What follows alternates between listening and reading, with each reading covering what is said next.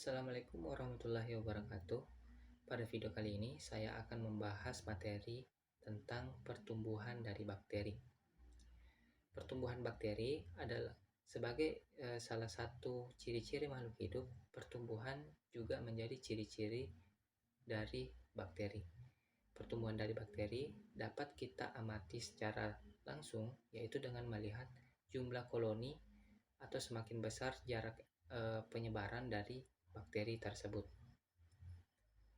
Nah, proses pertumbuhan dari bakteri tidak lepas dengan metode-metodenya dalam mengambil nutrisi dari luar. Berbeda dengan beberapa makhluk hidup yang lain, bakteri mengambil makanan dari luar dalam bentuk larutan atau disebut sebagai holopitis atau osmotrop. Sedangkan untuk beberapa hewan atau makhluk hidup lainnya, yaitu mengambil makanan dari luar dalam bentuk padatan atau disebut sebagai holozois atau phagotorp. Nah, pertumbuhan bakteri terjadi karena adanya proses reproduksi. Nah, proses reproduksi bakteri terbagi atas dua. Yang pertama yaitu secara aseksual dan secara seksual. Umumnya atau gampangnya kita ketahui, aseksual tidak membutuhkan gamet jantan atau betina, tidak membutuhkan dua kromosom dari bakteri yang berbeda untuk membentuk bakteri baru, sedangkan seksual membutuhkan kedua hal tersebut untuk membentuk bakteri yang baru. Nah, reproduksi secara aseksual yaitu terjadi dengan membelah dirinya menjadi dua bagian atau disebut sebagai binary division, yaitu dari satu individu bakteri menjadi dua, dua menjadi empat, empat menjadi 8, dan seterusnya.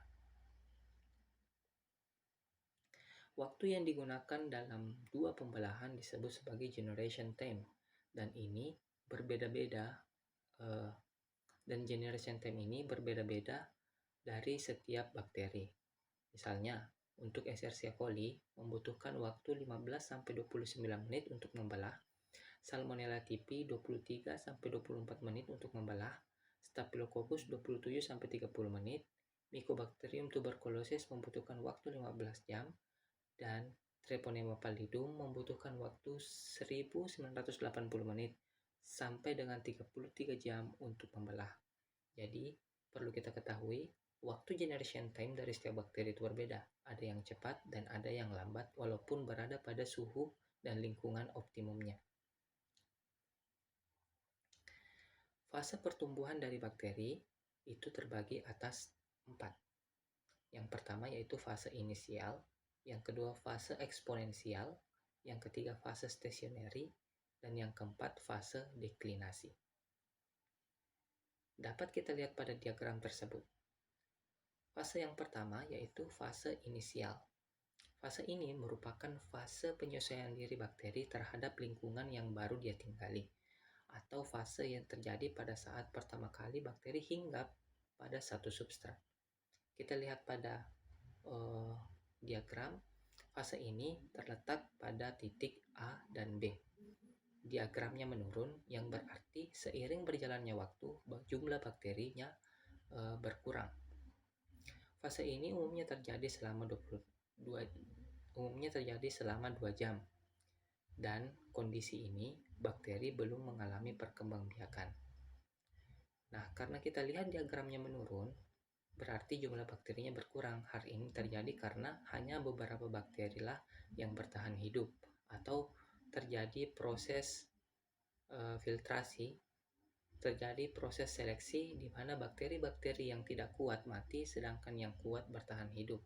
Nah, bakteri yang bertahan hidup ini aktivitas metabolismenya itu semakin tinggi karena untuk mempersiapkan fase berikutnya.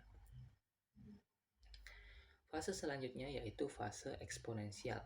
Kita lihat pada diagram, yaitu berada pada titik B ke titik C. Dari titik B ke titik C terjadi peningkatan, yang artinya seiring berjalannya waktu jumlah bakteri semakin banyak. Nah, hal ini terjadi karena jumlah bakteri tersebut, setiap bakteri tersebut mengalami perkembangbiakan dari 1 menjadi 2, 2 menjadi 4, 4 menjadi 8, dan seterusnya.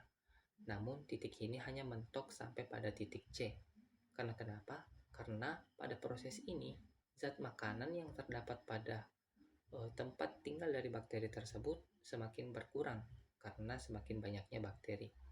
Lalu sisa-sisa metabolisme yang bersifat racun dari bakteri juga mempengaruhi pertumbuhan dari bakteri-bakteri yang lain. Lalu fase yang ketiga yaitu fase stasioner. Kita lihat pada diagram yaitu pada titik C ke titik D. Pada fase ini datar karena jumlah dari bakteri itu statik, yang artinya bakteri yang mati sama jumlahnya dengan bakteri yang hidup. Dan pada fase ini tidak terjadi kompetisi perebutan makanan karena jumlah makanan dan jumlah mikroorganismenya tersebut setara. Lalu fase yang keempat yaitu fase deklinasi. Kita lihat pada diagram yaitu pada titik D ke E. Kita lihat pada diagram titiknya tersebut menurun tajam, yang artinya jumlah bakterinya semakin lama semakin sedikit. Hal ini terjadi karena jumlah bakteri yang lahir lebih sedikit daripada jumlah materi yang jumlah bakteri yang mati. Dan selama fase-fase tadi juga menguras habis jumlah makanan yang berada pada daerah tersebut sehingga bakteri tidak memperoleh nutrisi. Namun beberapa bakteri akan menyesuaikan dirinya dengan cara membentuk spora, seperti yang terjadi pada Neisseria gonorrhea yang dapat bertahan hingga 72 jam dalam kondisi ini. Nah, itu tadi proses reproduksi aseksual dari bakteri yang terdiri dari 4 fase hidup. Selanjutnya yaitu proses reproduksi seksual dari bakteri. Nah, seperti yang saya sampaikan tadi, proses ini terjadi dengan peleburan bahan kromosom dari 2 bakteri induk. Nah, peleburan ini akan menimbulkan sifat kuman yang baru yang dapat menjadi individu baru. Nah, reproduksi seksual ini hanya terjadi pada kuman yang berada dalam satu famili, seperti Escherichia coli dan Shigella dysenteria. Selanjutnya, pertumbuhan bakteri juga dipengaruhi oleh faktor-faktor yang berada di luar.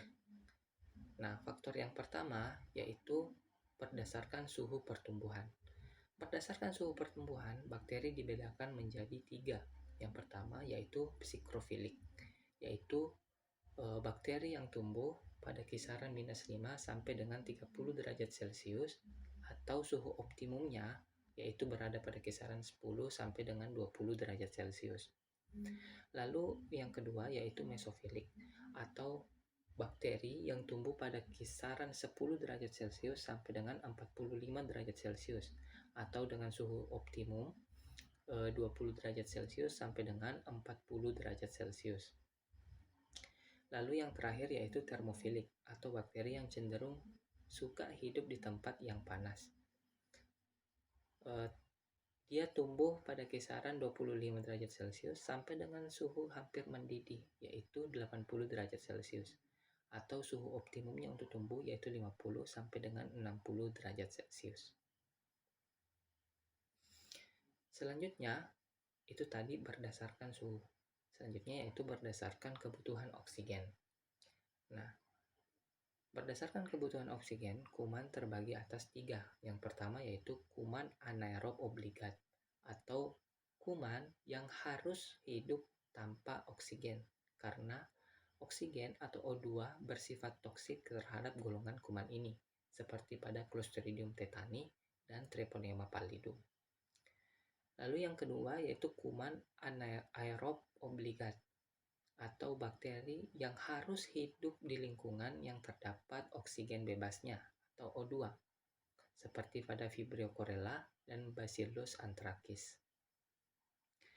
Lalu yang ketiga yaitu kuman fakultatif anaerob atau bakteri yang dapat hidup dalam 2 kondisi tersebut. Dapat hidup pada kondisi tidak terdapat oksigen dan dapat hidup pada kondisi terdapat oksigen. Contohnya Salmonella typhi dan Streptococcus pyogenes. Selanjutnya yaitu berdasarkan keasaman atau pH atau power of hydrogen. Pada umumnya, bakteri dapat hidup pada pH 6,5 sampai dengan 7,5. Tapi kebanyakan bakteri lebih baik hidup pada suasana netral yaitu pH 7.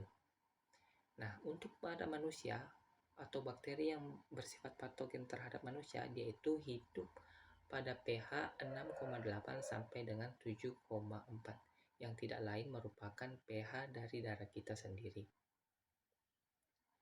Nah, beberapa bakteri hidup dalam suasana asam, misalnya yang hidup pada gusi gigi manusia yaitu Streptococcus mutans. Sedangkan bakteri yang senang hidup pada suasana basah yaitu Vibrio chlorella. Lalu yang terakhir yaitu berdasarkan sumber nutrisinya. Berdasarkan sumber nutrisi, bakteri dibedakan menjadi dua, yaitu bakteri autotrof dan bakteri heterotrof.